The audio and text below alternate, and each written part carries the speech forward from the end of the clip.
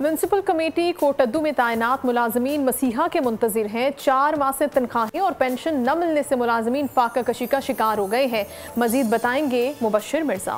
ये हैं municipal committee Kot Addu में हाजिर और रिटायर्ड मुलाजमीन जो 4 माह से तनख्वाहों से महरूम हैं। सर जी साहब को दूजा महीने तनख्वाह नहीं मिलती भाई सर जी, अट्टे को तंग है, खंड पत्ती घी सारा सिर गिनती है सर जी, तनख्वाह मिलेगा सर कोई अपना रोजगार, सारे भी बच्चे स्कूल गए सर जी, सारे भी बड़े मजबूर हैं सर जी। हम दूजा महीना सा को तनख्वाह सके कुमान क्या। दफ्तर के चक्कर लगा कर थके तो मुलाजमीन धरना देने पर मजबूर हुए और सड़क ब्लॉक करके अपना एहतजाज रिकॉर्ड कराया। कहते हैं घरों के चूल्हे ठंडे पड़े हैं, फाका कशी की नौबत आ गई है। 3 महीने तक मैं अपने अमले को झली आया, ठीक है सही। ये अमला खुदा को हाथ नजर करके आता रह गया।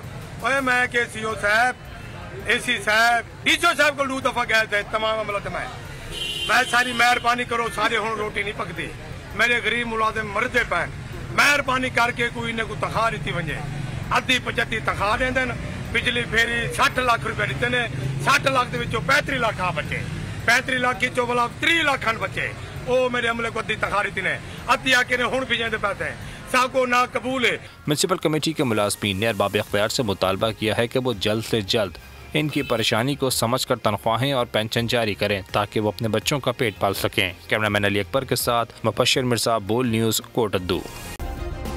सब्सक्राइब करें और बेल दबाएं ताकि कोई खबर रह न जाए।